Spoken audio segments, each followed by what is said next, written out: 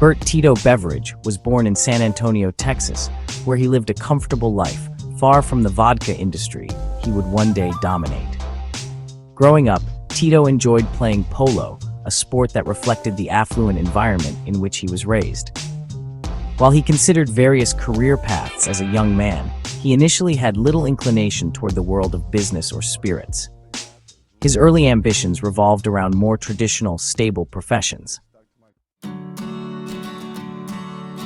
Tito's academic career began at Vanderbilt University, but after a year, he transferred to the University of Texas at Austin, where he found his footing in geology and geophysics. Graduating in 1984, Tito entered the oil industry, a natural step for someone with his background and education. His work as a seismic data processor soon took him to South America, where he led dynamite seismic crews in Venezuela and Colombia, searching for oil beneath the dense jungles. This period in Tito's life gave him his first taste of experimentation with alcohol, as he fermented wild fruits into makeshift wine during downtime in the field. While Tito enjoyed his time in the oil industry, it did not provide the fulfillment he sought. When he returned to Texas, he continued to work in oil and gas, eventually starting his own drilling company in Houston. However, the volatility of the industry left him drained. He began to question whether chasing financial success in this way was truly what he wanted. Tito moved to Austin, seeking a fresh start and a new direction. There, he tried his hand at environmental engineering and even mortgage brokering, but none of these ventures captured his interest for long. By the early 1990s, Tito was restless and unsure of his future.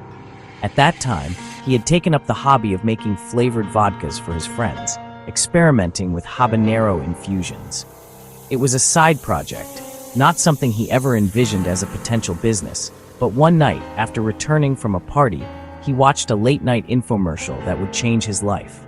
The speaker on the program encouraged viewers to find their passion and turn it into a business, suggesting an exercise to help. Did not seem like work to me. Tito followed the advice. He drew a line down the middle of a piece of paper, listing everything he enjoyed on one side and his skills on the other. The answer became clear. He loved people sales and spirits. The path forward would be vodka. With renewed purpose, Tito began to seriously consider turning his hobby into a business. He consulted with local liquor store owners who advised him that if he could create a vodka smooth enough for women to drink straight, he would have a winning product. That challenge set Tito on a path that would soon redefine his life.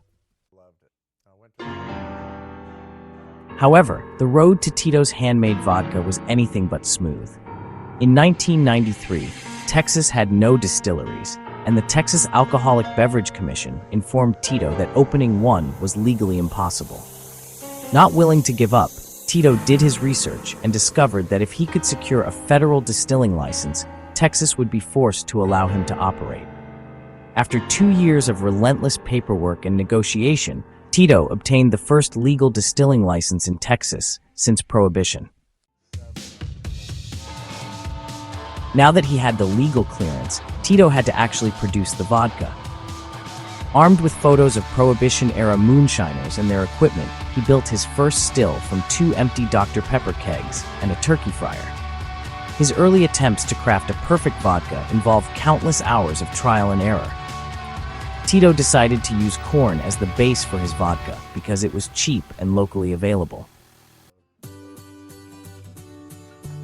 He tested and tweaked his process until he created a vodka that could be sipped at room temperature, smooth enough to drink straight.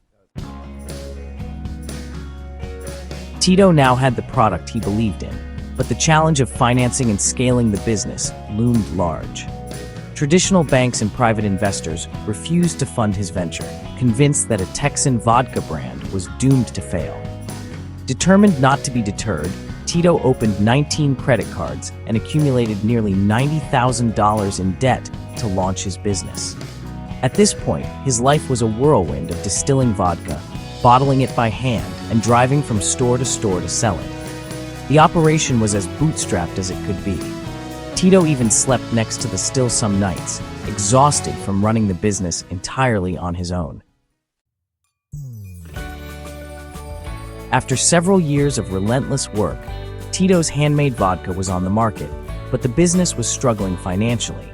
Tito hadn't made a single penny of profit for the first 5 years. It wasn't until 2001, when he entered the San Francisco World Spirits Competition, that the fortunes of Tito's handmade vodka began to turn. Against all odds, his small Texas vodka brand took home the double gold medal, the highest honor in the competition, beating out global giants like Smirnoff and Sky. The win gave Tito's brand the credibility it needed to expand beyond Texas, and it brought Tito some much-needed attention from distributors and customers alike. The business started to gain momentum, and sales grew steadily.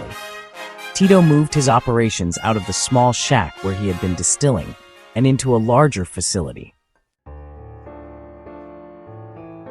Still, he insisted on maintaining the artisanal process that made his vodka stand out.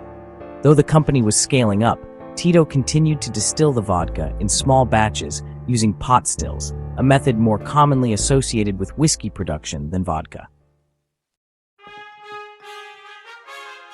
By the mid-2000s, Tito's handmade vodka was no longer just a Texas phenomenon. It had gained national recognition.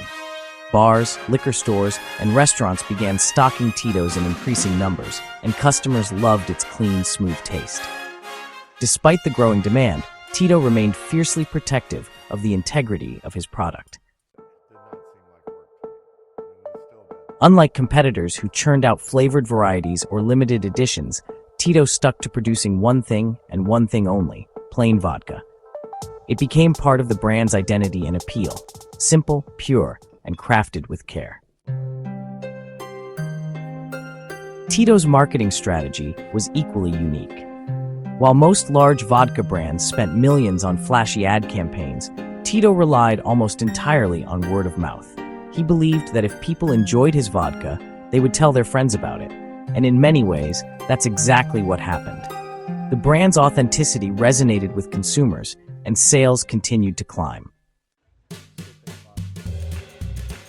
By 2016, Tito's handmade vodka was selling over 3.8 million 9-liter cases annually, accounting for 7.1% of the U.S. vodka market.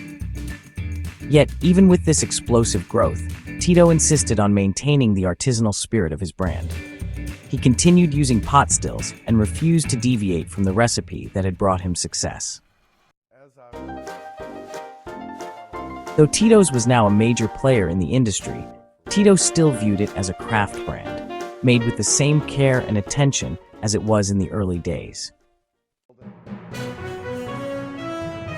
The period from 2016 to 2020 saw Tito's handmade vodka cement its position as America's favorite vodka brand. In 2019, Tito's overtook Smirnoff as the top-selling vodka in the United States, and by 2020, it had also become the best-selling distilled spirit overall. That year, the company sold over 10.35 million 9-liter cases. The growth of the brand was staggering. What had started as a one-man operation in Austin had become a billion-dollar business with a global footprint. Throughout this rise, Tito retained 100% ownership of his company, a rare accomplishment in an industry often dominated by conglomerates. His business, Fifth Generation Inc., was now one of the most successful privately owned distilleries in the world, valued at over $2.5 billion. While Tito's handmade vodka continued its meteoric rise, Tito himself became increasingly focused on giving back. In the early days of his business, Tito would donate cases of vodka to local charity events in Austin, asking only that people share the brand with their friends. As the business grew, so did Tito's commitment to philanthropy. Today, Tito's handmade vodka is deeply involved in charitable initiatives across the United States. The company's Vodka for Dog People program reflects Tito's deep love of animals, supporting animal rescues and providing resources for stray dogs.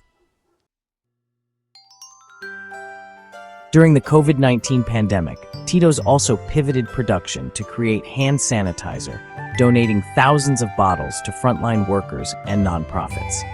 Additionally, the company has donated millions of dollars to various causes, from disaster relief to healthcare initiatives.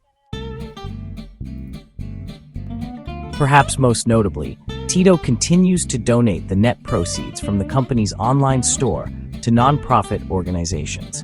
This commitment to philanthropy is a testament to the values that have guided Tito's business from the very beginning: authenticity, generosity, and a desire to make a positive impact. While much of Tito Beverage's life has been public, particularly given the global reach of his vodka brand, he has also cultivated a quieter legacy in recent years.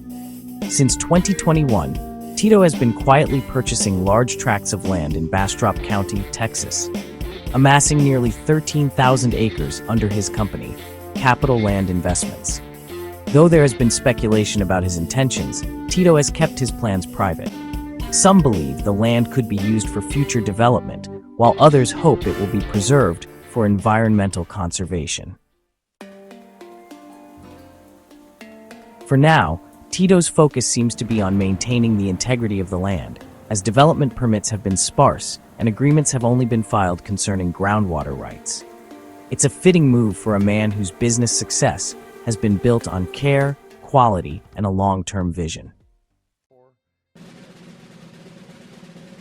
Tito Beverage's life is a story of perseverance, innovation, and the power of following one's passion. From the oil fields of South America to the distillery that produced America's best-selling spirit, Tito's journey is a testament to his determination and entrepreneurial spirit. Against all odds, he built a billion-dollar business from the ground up, transforming a hobby into a global empire. Today is more than just a brand. It's a symbol of American ingenuity and the belief that quality and authenticity will always prevail. Through his business success and philanthropic efforts, Tito has left an indelible mark on the spirits industry and on the world. As continues to grow, his legacy remains tied not just to the bottles on store shelves, but to the values that have driven him from the very beginning. A commitment to doing things the right way, on his own terms. Thanks for watching this video. Please like and subscribe for more Billionaire Bio videos and to help the YouTube algorithm. Let us know if there are any billionaires you'd like us to review.